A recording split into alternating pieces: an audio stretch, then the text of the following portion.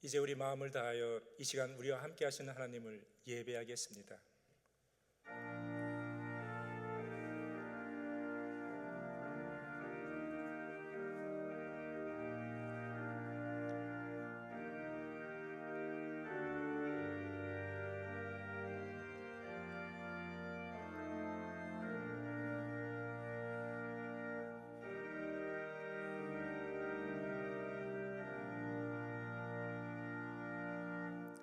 아버지께 참으로 예배하는 자들은 신령과 진정으로 예배할 때가 오나니 곧 이때라. 아버지께서는 이렇게 자기에게 예배하는 자들을 찾으시느니라. 하나님은 영이시니 예배하는 자가 신령과 진정으로 예배할지니라. 아멘.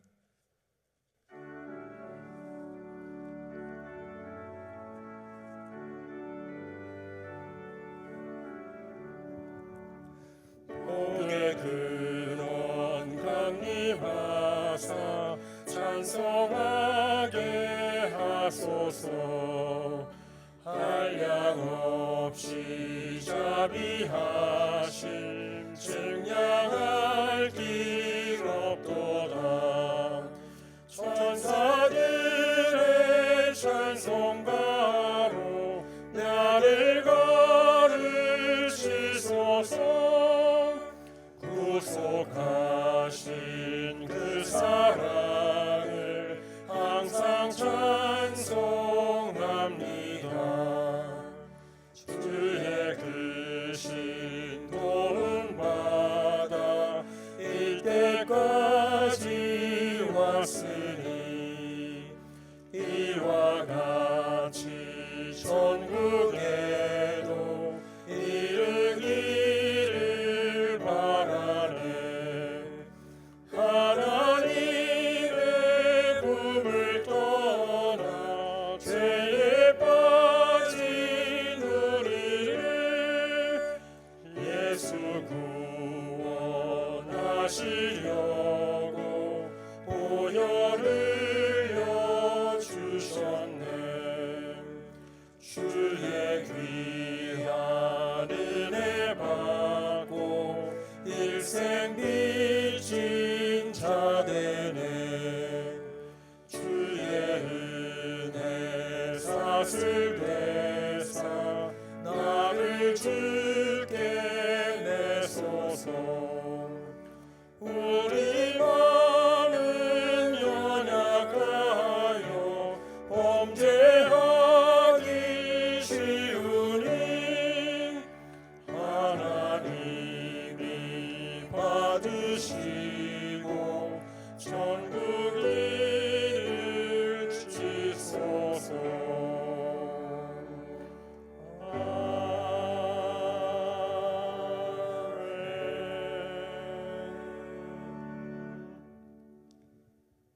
내가 사람의 방언과 천사의 말을 할지라도 사랑이 없으면 소리나는 구리와 울리는 꽹과리가 되고, 내가 예언할 능히 있어 모든 비밀과 모든 지식을 알고 또 산을 옮길 만한 모든 믿음이 있을지라도 사랑이 없으면 아무것도 아니요 내가 내게 있는 모든 것으로 구제하고 또 내 몸을 불사르게 내어줄지라도 사랑이 없으면 내게 아무 유익이 없느니라. 사랑은 오래 참고 사랑은 온유하며 투기하지 아니하며 사랑은 자랑하지 아니하며 교만하지 아니하며 무례히 행치 아니하며 자기의 유익을 굳지 아니하며 성내지 아니하며 악한 것을 생각지 아니하며 불의를 기뻐하지 아니하며 진리와 함께 기뻐하고 모든 것을 참으며 모든 것을 믿으며 모든 것을 바라며 모든 것을 견디느니라. 사랑은 언제까지든지 떨어지지 아니하나 예언도 패하고 방언도 그치고 지식도 패하리라. 그런즉 믿음, 소망, 사랑 이 세 가지는 항상 있을 것인데 그 중에 제일은 사랑이라. 전능하사 천지를 만드신 하나님 아버지를 내가 믿사오며 그 외아들 우리 주 예수 그리스도를 믿사오니 이는 성령으로 잉태하사 동정녀 마리아에게 나시고 본디오 빌라도에게 고난을 받사 십자가에 못 박혀 죽으시고 장사한 지 사흘 만에 죽은 자 가운데서 다시 살아나시며 하늘에 오르사 전능하신 하나님 우편에 앉아 계시다가 죄로서 산자와 죽은 자를 심판하러 오시리라. 성령을 믿사오며 거룩한 공예와 성도가 서로 교통하는 것과 죄를 사해 주시는 것과 몸이 다시 사는 것과 영원히 사는 것을 믿사옵나이다. 아멘.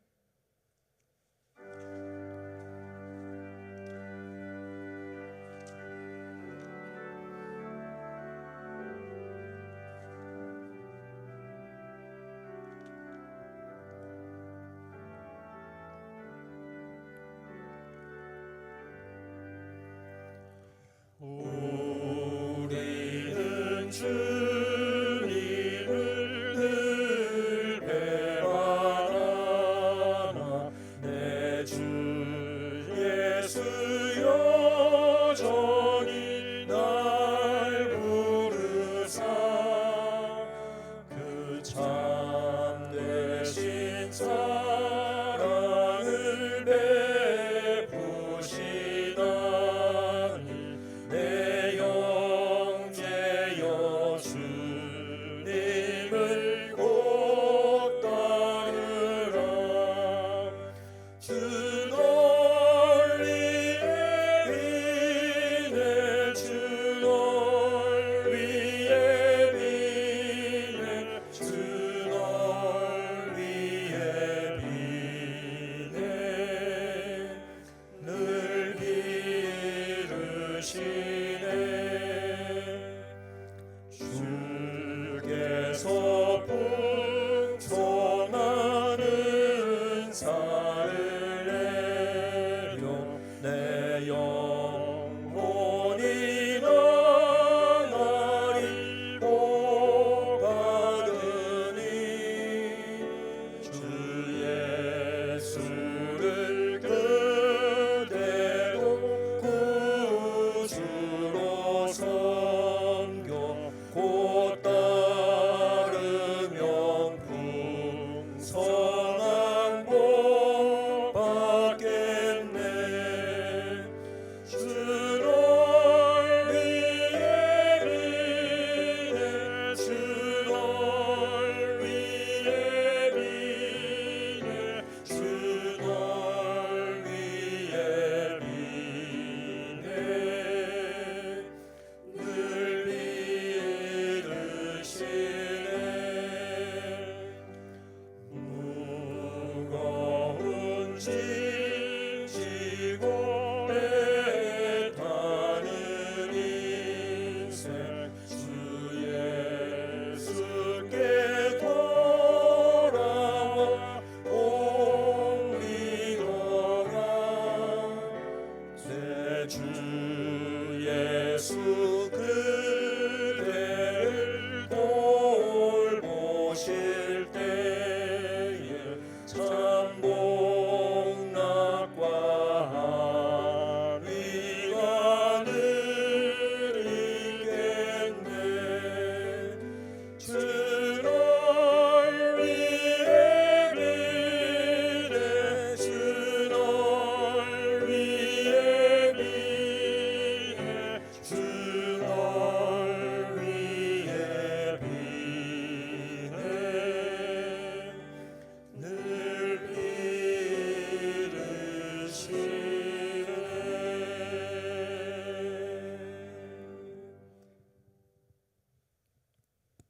기르시네. 하나님의 사랑과 하나님의 은혜를 이 세상이 정말 힘든 때 더더욱 느끼면서 체험하면서 삽니다.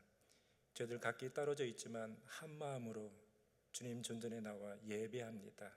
주님 저희들에게 복 주시고 우리가 주님 예배할 때 주님 이름이 높임을 받으시옵고 저희 교회 주님께서 언제나 눈동자와 같이 지켜주시옵소서. 우리 교회를 그동안 사랑하여 주신 하나님께서 계속해서 이 교회의 주님께서 주인이 되어 주시고 주님께서 주신 모든 사명들 잘 감당할 수 있도록 황희철 목사님과 당회와 또 모든 교육자님들과 모든 재직들과 성도들이 한 마음이 되어서 비긴 어게인 하는 마음으로 우리가 비록 떨어져 있지만 마음을 함께하고 기도하면서 다시 만난 날을 좀 새롭게 희망을 갖고 마음에 준비하는 기간 되게 하옵소서. 각 성도들이 집에서도 각자가 영성을 개발할 수 있는 정말 그런 좋은 기회 될 수 있도록 주님 훈련의 기간으로 삼게 하여 주시옵소서. 오늘 주님께서 묻습니다. 내가 나를 사랑하느냐 하실 때 주님 아십니다. 우리 마음을 아십니다. 우리 정말 주님을 사랑합니다라고 고백하는 시간 되게 하옵소서. 목사님의 말씀을 통해서 각 사람, 각 가정에 주님 말씀하여 주시고 주님께서 위로하여 주시고 더욱더 이런 기간을, 힘든 기간을 통해서 주님께 더욱더 가까이 나오는, 주님을 더욱더 사랑하는 좋은 기간 될 수 있도록 주님 역사하여 주옵소서. 세상에 힘든 일을 겪습니다. 주님, 우리 인생이 정말 얼마나 부질없음을 체험합니다. 주님 없으면 정말 이곳이 아무것도 아닌 것을 정말 깨닫고 정말 이것이 우리의 영원한 본향이 아님을 깨닫습니다. 주님, 저들 이럴 때 더욱더 근신해서 마음을 모아 더욱더 주님 사랑하고 복음을 전하는 그런 교회가 되게 하여 주옵소서. 노은진 지사님, 아버님을 잃고 어머님을 잃고 힘들어 하시는데 주님께서 계속해서 그 가정에 축복하여 주시고 위로하여 주시고 안위하여 주시옵소서. 오늘 말씀을 통해서, 오늘 예배를 통해서 주님 저희와 함께 하심을 감사합니다. 예수님 이름으로 기도했습니다.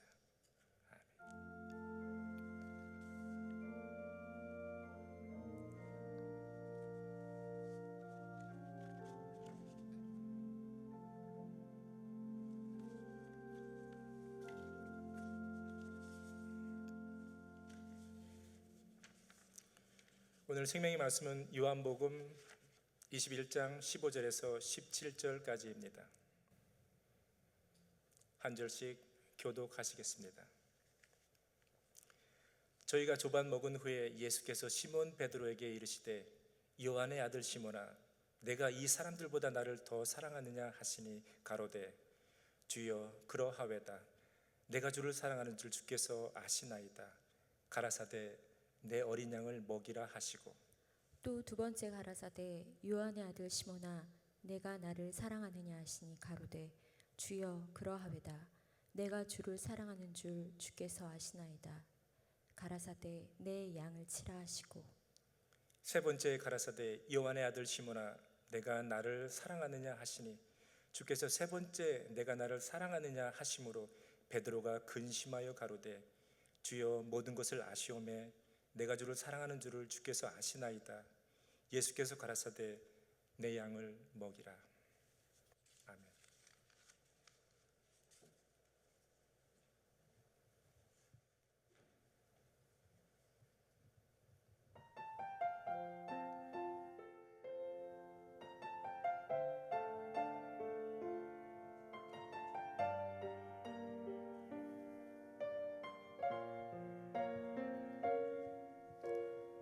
이 세상을 살아가는 동안에 나의 힘을 의지할 수 없으니 기도하고 낙심하지 말 것을 주께서 참 소망이 되심이라. 주의 길을 걸어가는 동안에 세상에 것 의지할 수 없으니 기도하고 낙심하지 말 것을 주께서 참 기쁨이 되심이라. 하나님의 꿈이 나의 비전이 되고 예수님의 성품이 나의 인격이 되고 성령님의 권능이 나의 능력이 되길 원하고 바라고 기도합니다. 하나님의 꿈이 나의 비전이 되고 예수님의 성품이 나의 인격이 되고 성령님의 권능이 나의 능력이 되길 원하고 바라고 기도합니다. 원하고 바라고 기도합니다.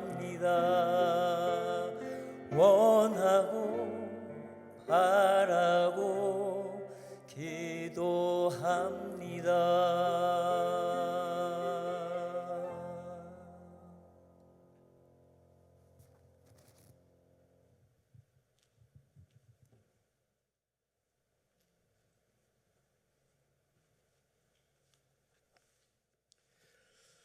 교회를 다니는 사람들이라면 주일학교 학생들까지도 다 알고 있는 성경 지식이 있습니다. 베드로가 예수님을 3번 부인했다는 사건입니다. 사실 베드로는 좋은 일을 많이 했음에도 불구하고 그런 것은 별로 기억하는 사람들이 없고, 유독 3번 예수님을 부인했다는 그 사건을 가장 잘 기억하고 있습니다. 베드로가 예수님을 3번 부인한 이 사건은 마태, 마가, 누가, 요한 4복음서에 다 기록이 되어 있습니다. 하지만 베드로가 실패한 이후에 어떻게 그가 다시 초대교회 영적 지도자로 회복되었는지를 우리에게 알려주는 책은 요한복음 하나밖에 하나밖에 없습니다. 요한복음 사실 원래 20장까지로 완성이 된 책입니다. 그래서 그 요한복음 20장 가장 마지막 절 31절을 보면요, 그것을 확실히 알 수가 있습니다. 요한복음 20장 31절, 오직 이것을 기록함은 너희로 예수께서 하나님의 아들 그리스도이심을 믿게 하려 함이요 또 너희로 믿고 그 이름을 힘입어 생명을 얻게 하려 함이니라. 이렇게 완벽하게 결론을 맺고 펜을 놓았습니다. 이렇게 요한복음 20장으로 이미 완성이 되었는데 그 이후에 21장을 부록으로 기록했다고 하는 것이 거의 모든 성경학자들의 일치된 견해입니다. 펜을 놓았던 요한이 왜 다시 펜을 들고 21장을 추가로 기록했을까요? 다른 사람은 다 주님을 버릴지라도 나는 죽기까지 따르겠다고 큰 소리쳤던 베드로가 결국은 3번이나 주님을 부인하고 저주까지 했는데, 그런 베드로가 어떻게 다시 사도의 사명을 회복했는지 알려주기 위해서 이 사도행 요한복음 21장이 기록되어 있는 것입니다. 그러니까 이 요한복음 21장은 실패한 사람들을 위한 복음서라고 말할 수 있습니다. 오늘 본문의 배경을 조금 설명을 하면, 지금 상황은 베드로를 비롯한 7명의 제자들이 갈릴리로 고기 잡으러 왔습니다. 이들은 이미 부활하신 예수님을 목격했습니다. 하지만 아직도 명확하게 사명은 깨닫지 못하고 있는 그런 상태였습니다. 그들은 밤새 고기를 잡으려고 했지만 한 마리도 잡지 못했습니다. 밤새 헛수고를 하고 이제 아침이 되었는데 바로 그 순간에 부활하신 주님이 다시 그들에게 나타나셔서 말씀을 하십니다. 배 오른편에 그물을 던지라. 그 말대로 했더니 그물을 들을 수 없을 정도로 수많은 물고기를 잡았다고 되어 있습니다. 어디선가 보았던 장면 아닙니까? 네, 예수님께서 처음 베드로를 부르셨을 때 똑같은 사건이 있었습니다. 아마 베드로의 마음이 좀 심란해졌을 것입니다. 육주 위로 올라온 제자들은 예수님께서 준비해 놓으신 떡과 생선으로 묵묵히 아침 식사를 합니다. 그리고 식사 후에 예수님께서 특별히 베드로와 말씀을 나누시는 것이 오늘 읽은 본문의 내용입니다. 기독교에서 가장 중요하게 다루는 주제는 구원입니다. 구원이 무엇입니까? 깨어진 관계를 회복시키는 것을 구원이라고 합니다. 하나님과 인간의 관계가 깨어졌는데 그 관계가 회복될 때 하나님의 자녀가 되는 은혜를 누리게 되는데 이것을 구원이라고 말합니다. 또 인간과 인간의 관계가 깨어졌을 때 그 관계가 회복되는 것을 사랑의 회복이라고 말을 하죠. 그것 또한 구원의 의미가 있는 것입니다.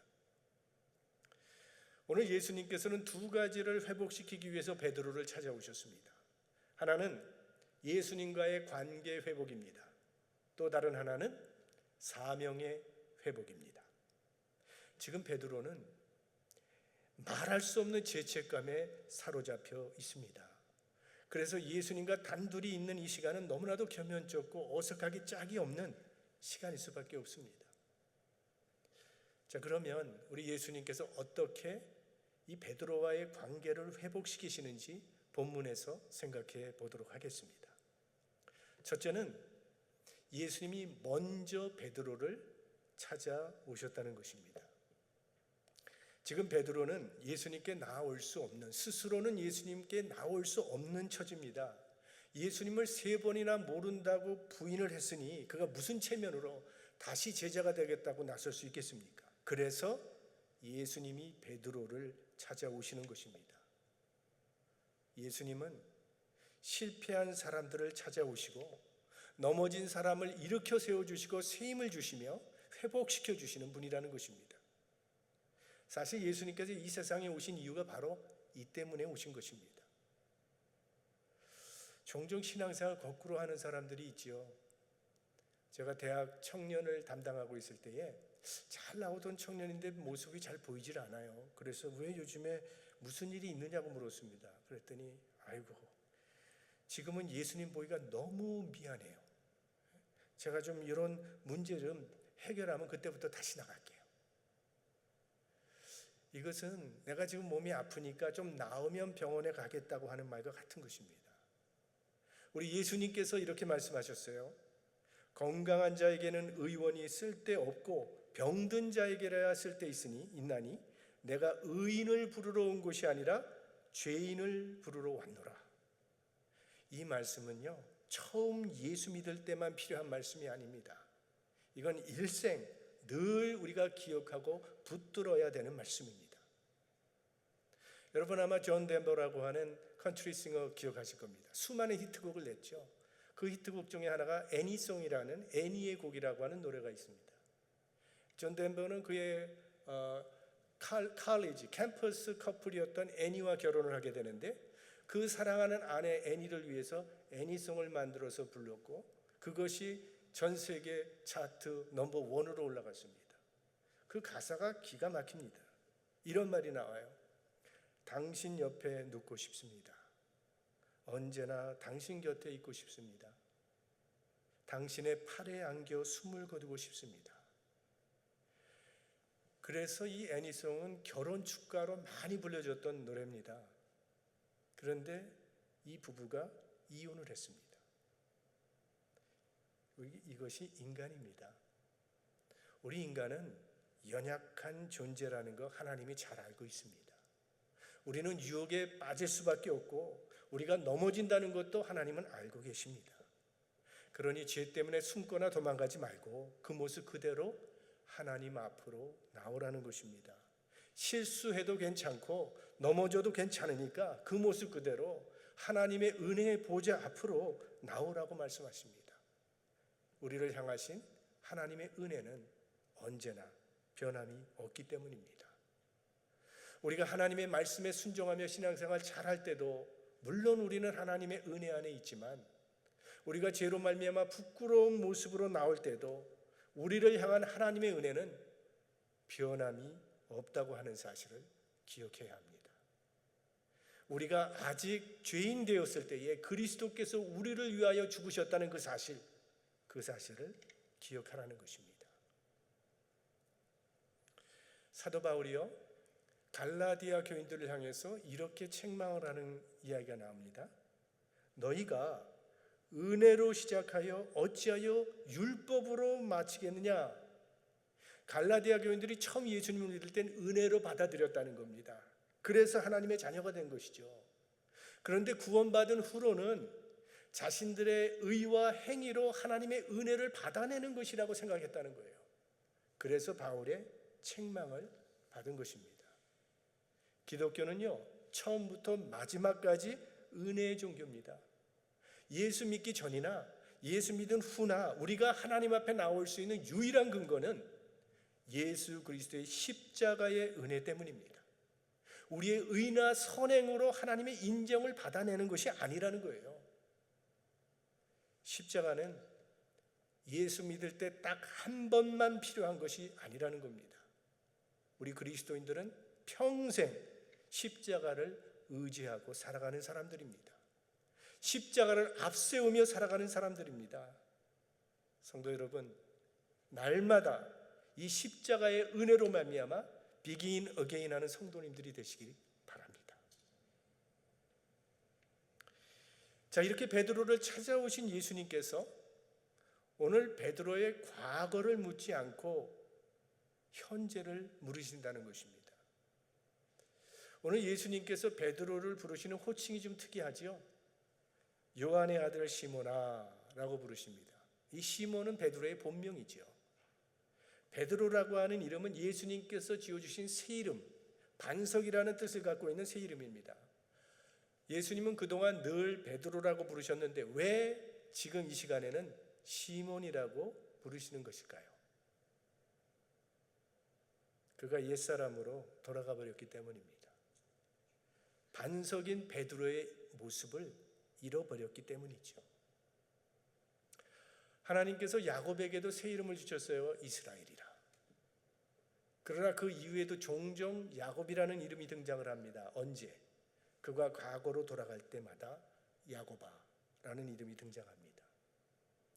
하나님께서 우리에게도 새 이름을 주셨습니다. 하나님의 자녀라, 하나님의 백성이라. 하지만 우리 역시 이 세 사람과 옛사람 사이를 왔다 갔다 하는 나약함이 있지 않습니까? 그래서 오늘 예수님께서 베드로를 시몬이라 부르신 것입니다. 그러나 한 가지 중요한 것이 있습니다. 시몬이라고 부르셨지만 그의 과거를 들추어내고 묻지는 않으셨다는 것입니다. 야, 시몬아, 내가 얼마나 조심하라고 했느냐? 기도하라고 할 때 기도하지 않고 졸고 있더니만 이 어린 여인 앞에서, 여자아이 앞에서 이게 무슨 꼴이냐? 따끔하게 한마디 하실 수도 있었을 거예요. 그러나 예수님께서는 베드로의 아픈 곳을 찌르지 않습니다. 이것이 사랑입니다. 본인도 미안해서 어쩔 줄 모르고 있는데 또 찌르는 것은 사랑이 아닙니다. 우리들은 종종 교육적이라고 하는 그런 핑계하에 다른 사람들의 아픈 부분들을 찔러가면서 고치겠다고 하는데 그래서 절대 고쳐지지 않습니다. 예수님의 방법은 남이 아파하는 부분, 남이 부끄러워서 가리고 싶어하는 그 부분은 그대로 덮어주십니다. 무화과 나무 잎으로 벌거벗은 몸을 가리웠던 인간에게 가죽 옷을 입혀주시는 것이 하나님 아버지의 마음이라는 것입니다. 성경은 인간관계의 회복도 구원의 영역이라고 가르치고 있는데 이 인간관계의 회복을 위해서는요, 방법이 필요합니다. 그 방법을 우리에게 잘 보여주시는 비유가 바로 탕자의 비유예요. 자, 그 탕자는 아버지의 재산을 탕진하고 아버지의 마음을 몹시 괴롭힌 죄인입니다. 그러나 그 탕자가 돌아왔을 때 그 아버지는 그의 과거를 묻지 아니하고 돌아온 이 현재를 귀하게 여기기 때문에 그 아들의 구원이 이루어졌던 것입니다. 만약에 탕자가 돌아왔을 때 그 아버지가 이 아들의 과거를 물어봤다면 말 안 듣고 나가더니 무슨 꼴이냐 이게. 그래 너 잘못했다고 하는데 도대체 뭐를 잘못했다는 것인지 네 입으로 한번 얘기해 봐라. 그랬다면 탕자가 어떻게 나왔겠습니까? 아마 그래요, 나 죄인이에요. 그래서 내가 아버지가 아들이 아니라 종으로 살겠다고 하잖아요. 앞으로 절대 아버지 신세 질 일은 없을 테니까 염려 붙들어 마세요. 아마 이렇게 나왔을지도 모릅니다. 과거 때문에 현재를 어렵게 하는 것은 현명하지 못한 일입니다. 우리 한국 연동교회의 제1대 담임 목사였던 제임스 게일 선교사가 한국 남자와 한국 여자와의 관계를 연구했는데 이런 결론을 내렸습니다. 한국 남자들은 부부관계에 있어서 현재보다 과거를 더 중요하게 생각한다는 것입니다. 그래서 현재 행복하게 잘 살다가도 아내의 과거가 드러나면 즉시 그 행복한 현재를 팽개쳐 버리는 과거 집착형 남성들이라 이렇게 말했습니다. 한편 여성들은 남편의 과거가 어떠하든지 현재 행복하면 문제를 삼지 않는 현재형 여성들이다, 이렇게 말을 했습니다. 이 인간관계의 회복은 괴로운 과거를 자꾸 들추어내면 더 나빠질 뿐이지 아무런 효과가 없습니다. 하나님도 묻지 않겠다고 하는 과거는 묻지도 말 것이요 알려고 하지도 말아야 합니다. 지금 베드로는 매우 괴로운 심정으로 예수님을 대면하고 있습니다. 쥐구멍이라도 있으면 들어가고 싶은 심정이에요. 너무나 큰 잘못을 저질렀기 때문에 부활하신 예수님을 목격했음에도 불구하고 그는 사도직을 포기해버리고 지금 고기 잡으러 떠났던 것입니다. 그런 베드로의 부끄러운 과거를 오늘 예수님은 다시 묻지 않으십니다. 그걸 찌르지 않는다는 거예요. 오직 현재를 물어보십니다. 네가 나를 사랑하느냐? 지금 네가 나를 사랑하느냐? 그래서 베드로는 감히 다시 예수님을 사랑할 수 있었던 것입니다. 우리 주님은 언제나 이 현재에 관심이 있습니다. 너 지금 이 시간, 오늘 네가 나를 사랑하느냐? 이렇게 물으십니다. 네가 이전에 어떻게 살았느냐? 네가 이전엔 무슨 일을 하였느냐? 이전에 교회를 어떻게 섬겼느냐? 주님은 이렇게 묻지 않는다는 것입니다. 네가 지금 오늘 이 시간 나를 사랑하느냐? 그걸 물으십니다. 그러니까 주님과의 관계에서는 가장 중요한 것이 현재라는 거예요. 과거는 의미가 없다는 것입니다. 그래서 오늘 예수님께서 베드로에게 네가 나를 사랑하느냐? 3번 똑같은 사랑에 대한 질문을 하시는 것입니다. 성경학자들의 공통적인 의견은 베드로가 예수님을 3번 부인했기 때문에 그거에 대한 치료와 회복을 위해서는 3번의 사랑의 고백이 필요했다고 또 말을 합니다. 사실 지금 우리들은 이 사랑이라는 말을 너무 쉽고 가볍게 사용하는 그런 문화 속에 살고 있지 않습니까? 우리가 늘 재미는 사랑합니다 이렇게 하기도 하고 또 사랑합니다 요즘에 또 이렇게도 하는데 아주 재미스럽게 사랑을 여러 가지 방법으로 표현을 합니다. 하지만 원래 사랑은 너무나도 소중하고 가치가 귀한 것이기 때문에 함부로 남용하지 않았습니다. 아무나 보고 당신 날 사랑합니까? 묻지도 않고 아무나 보고 나 당신 사랑합니다 이렇게 말을 하지도 않습니다. 사랑한다는 말은 꼭 필요한 경우에 꼭 말해야 하는 사람에게만 사용하는 단어예요. 사랑합니다. 이건 참 좋으면서도 무서운 말입니다. 책임이 뒷받침돼야 되는 말이기 때문입니다. 사실 부부간에도요, 당신 정말 날 사랑해? 이거 굉장히 무서운 말입니다. 묻기도 힘들고요, 대답하기도 힘든 것입니다. 언제 이런 말 하게 됩니까? 주로 두 사람의 관계가 심각해졌을 때 사용하게 됩니다. 이런 말은 그 질문과 대답에 따라서 관계가 회복되는 축복이 올 수도 있고 잘못되면 끝장이 날 수도 있는 심각한 말입니다.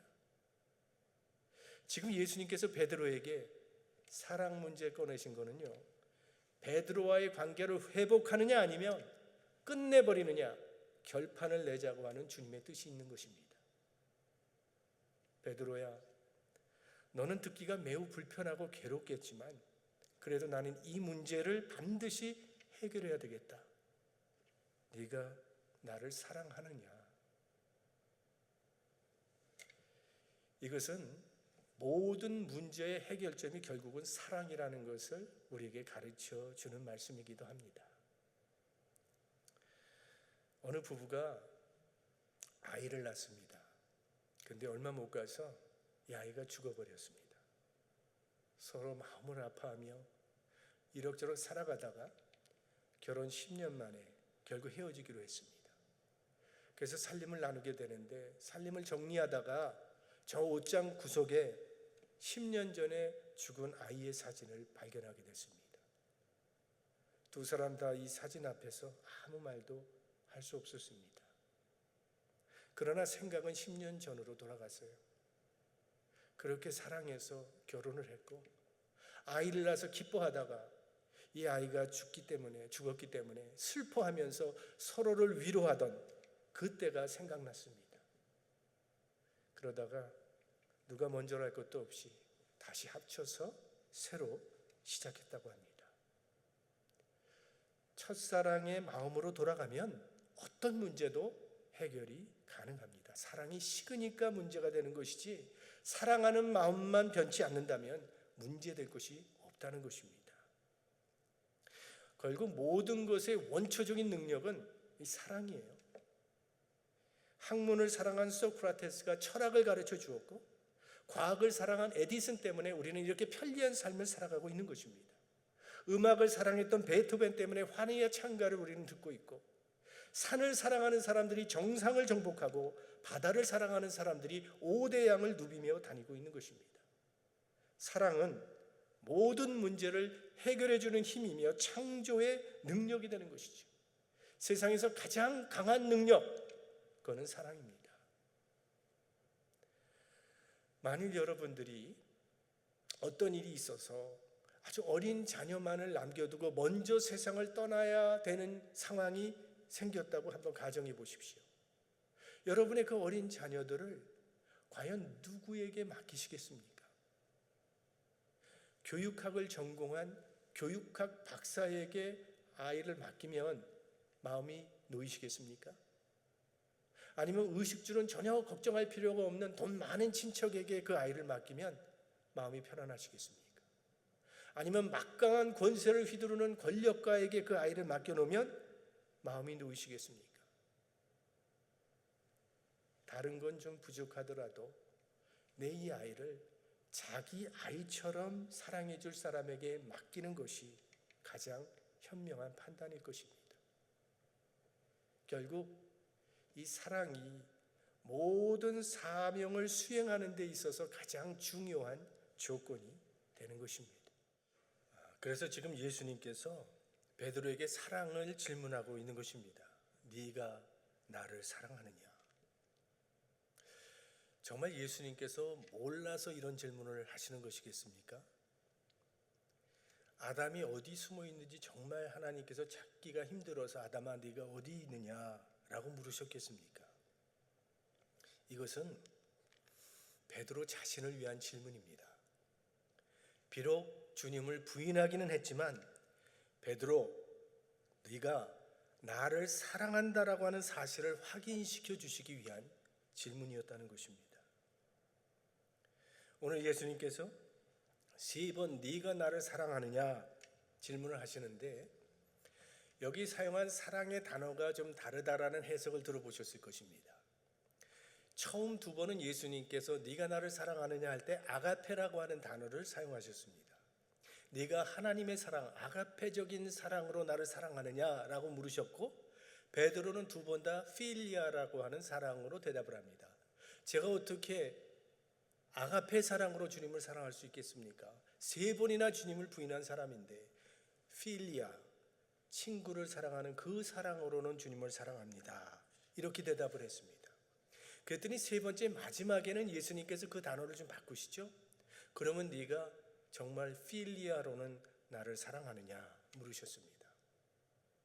3번이나 예수님께서 네가 나를 사랑하느냐 물으시기 때문에 베드로가 너무 대답하기가 힘이 들어서 주여 모든 것을 아시오매 내가 주를 사랑하는 줄을 주께서 아시나이다.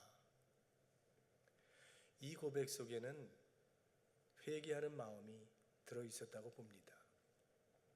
내가 비록 주님을 3번 부인했지만 어찌 주님께서 나의 중심을 모르시겠습니까?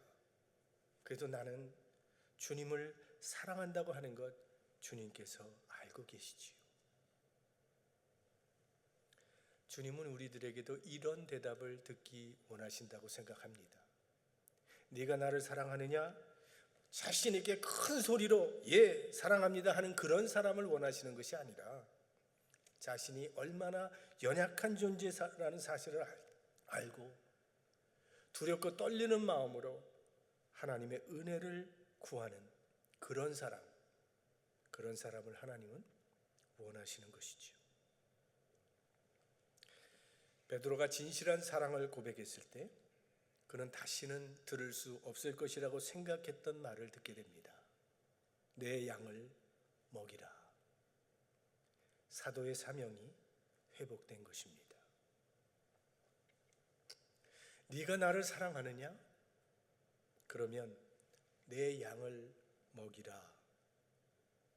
우리가 진정 예수님을 사랑한다면 그 사랑이 사명으로 연결되어야 한다는 그런 말입니다.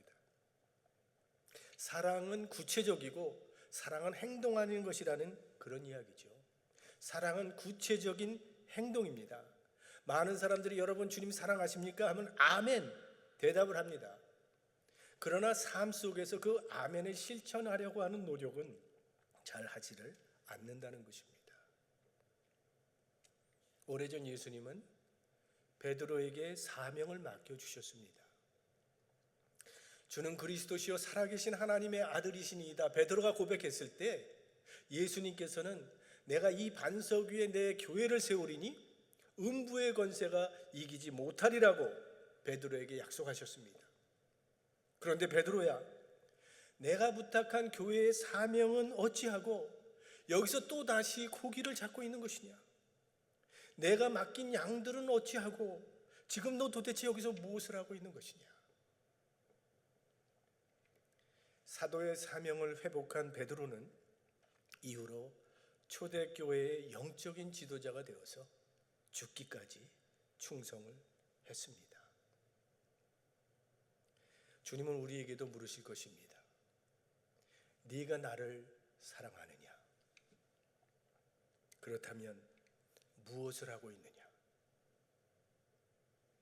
우리가 예수님을 사랑한다면 예수님께서 십자가를 지시기까지 사랑했던 그 사람을 우리들도 사랑해야 할 것이고, 주님께서 죽기까지 잃어버린 영혼들을 구원하기 원했던 그 잃어버린 영혼들을 구원하기 위하여 기도해야 할 것이고, 주님께서 피 흘려 세우신 교회를 우리도 사랑하는 그것이 바로 주님을 사랑하는 것입니다. 베드로를 찾아오셨던 주님께서 이 시간 우리에게도 찾아오셔서 물으십니다. 네가 나를 사랑하느냐? 사랑한다면 너는 나를 위해서 무엇을 하고 있느냐? 주님께서 물으실 때 여러분 모두 대답할 분명한 대답이 준비되어 있기를 주의 이름으로 축원합니다.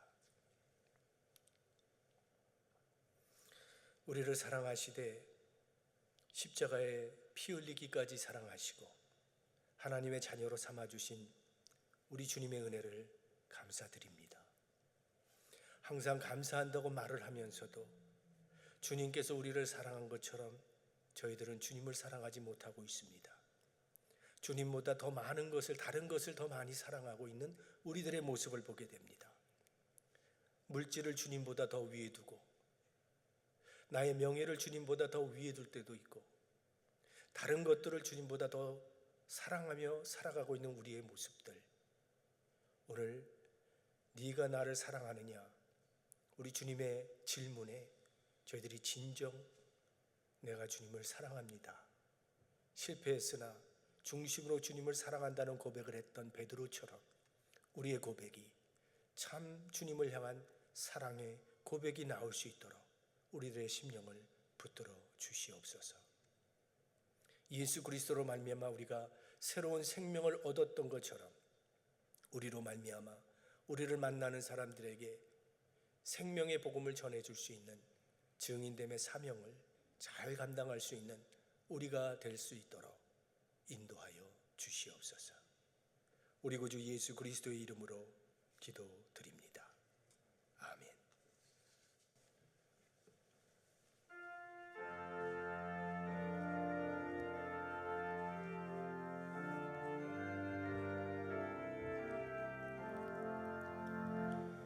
내 주 되신 주를 참 사랑하고 곧 그에게 죄를 다고하리라.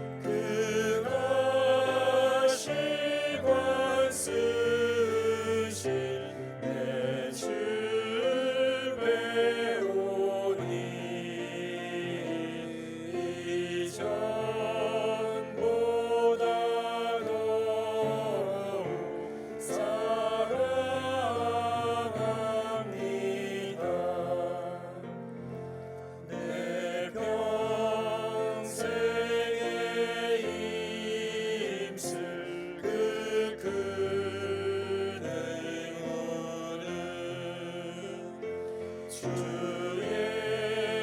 예수의 덕을 늘 기리다가 숨질 때에라도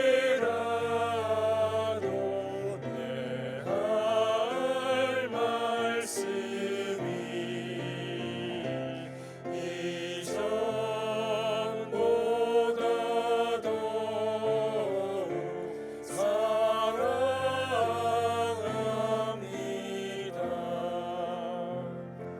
큰 영광의 구주 날 사랑하사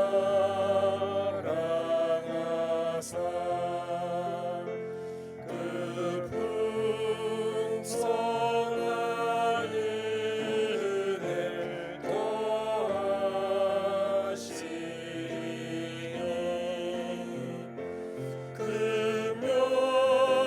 금멸류관 쓰고 늘 찬송할 말 이전보다 더욱 사랑합니다.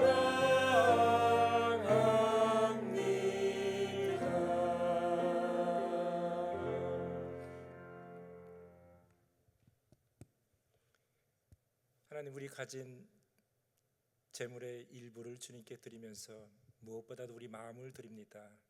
우리 삶을 드립니다. 주님을 사랑하는 마음으로 우리 귀한 정성 모아서 주님께 재물 드립니다. 우리 드리는 헌금이 목회자들과 성교사님들 돕는 일에 잘 사용될 수 있도록 인도하시고, 주위에 어려운 분들, 그런 분들을 도울 수 있도록 잘 사용될 수 있도록 주님 인도하시고, 우리 교회가 소금과 빛과 소금 되는 그런 역할을 잘 감당할 수 있도록 주님의 나라를 확장하는 일에 잘 쓰임 받을 수 있도록 인도하옵소서.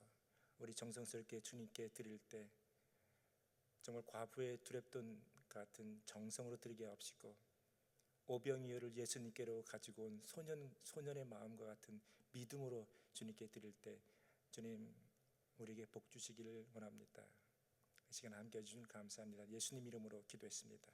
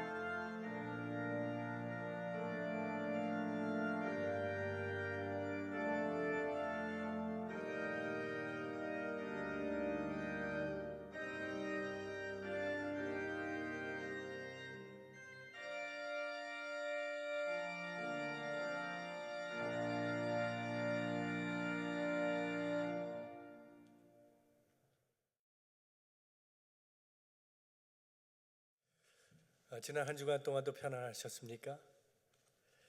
이제 다음 주일이 5월 3일입니다.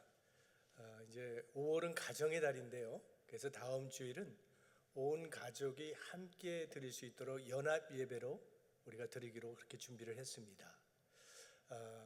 그래서 교육부 EM 따로 예배는 없고요. 그 자녀들과 함께 또 영어권도 함께 이중 언어로 예배를 드리도록 그렇게 준비를 했으니까요. 다음 주일에는 주일 예배 시간에 자녀들도 함께 한번 같이 예배 드릴 수 있도록 그렇게 참여해 주시면 감사하겠습니다. 우리 지난주부터 광고를 드린 것처럼 우리 교회에 바나바 기금이 책정되어 있습니다. 그래서 추천을 해 주시던가 자신이 지원을 해서 우리 지금 경제적으로 좀 어려운 상황 속에서 좀 대처하기 위해서 이런 일을 하게 되는데 현재까지 7분의 추천을 받았습니다. 필요하신 분들이 더 계실 수도 있습니다. 그래서 우리 노상각 장로님께 연락을 주시면 감사하겠습니다. 오늘 우리 사임하시는 우리 교육자가 계십니다. 박영진 목사님 또 우리 박그레이스 전도사님 오늘로 사임하시고 5월에 선교지 필리핀으로 다시 돌아가게 되었습니다. 그리고 안효환 목사님 역시 오늘로 사임하게 되었습니다. 그리고 이 시간에 우리 사임하시는 목사님들 나오셔서 같이 인사를 좀 해주시기 바랍니다.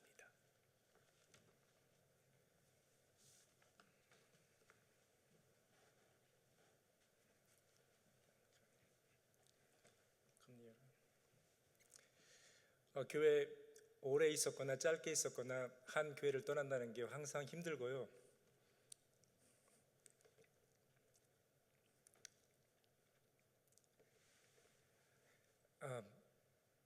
마음이 아픈데요. 특히나 사랑을 많이 받고 갈 때는 더더욱 그런 것 같습니다. 하지만 저희들 가는 이유는 또 선교지에서 저를 부르기 때문이고요.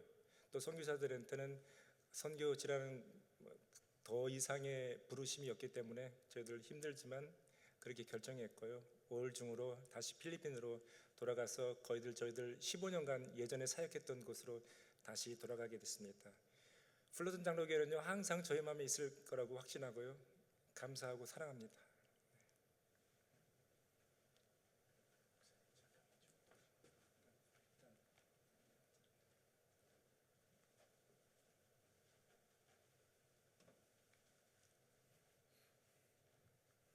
안녕하세요. 지난 12년 동안 참 많은 사랑을 주시고 기도해 주셔서 감사합니다. 정말 많은 것을 배웠고 정말 많은 것들을 느꼈습니다. 코로나 바이러스로 인해 얼굴 뵙고 인사드리지 못해 참 아쉽습니다. 힘내시고 건강하세요. 감사합니다. 우리 이렇게 몇 분을 떠내보내면서 교회에서 사랑의 마음을 담아서 우리 사랑의 선물을 좀 준비했습니다. 박영진 목사님 가정,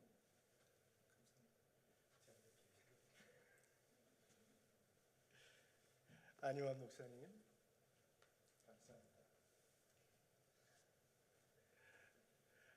모두 수고 많이 하셨어요. 우리 가정에서 보고 계시지만 박수 한번 큰 박수 보내주세요.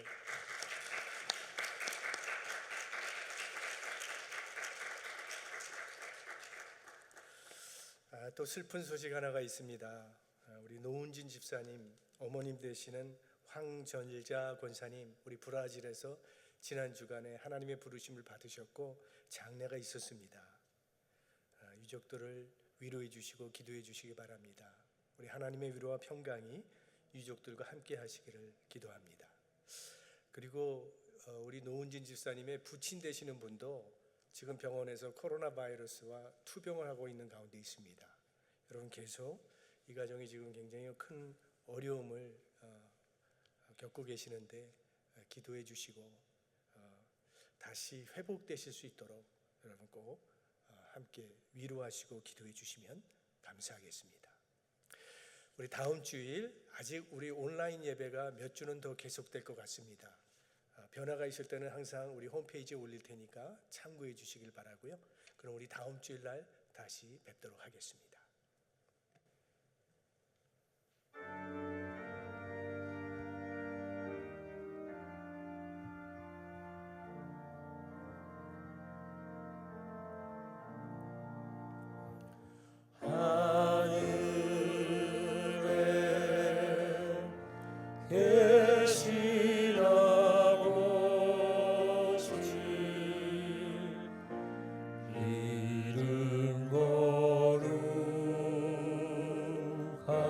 하사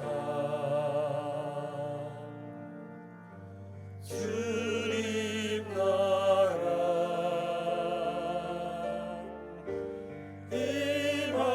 임하시고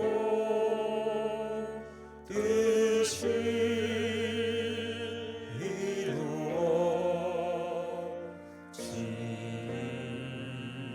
이루어지다. 일용할 양식 주시고 우리들의 큰 죄 다 용서하옵시고 또 시험에 들게 마시고 악에서 구원하소서. 대개 주의 나라 주의 권세 주의 영광 영원히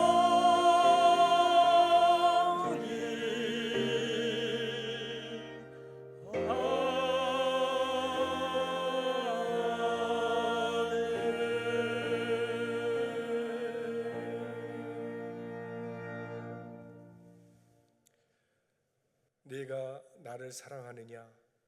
우리 주님 물으실 때에 예, 주님을 사랑합니다.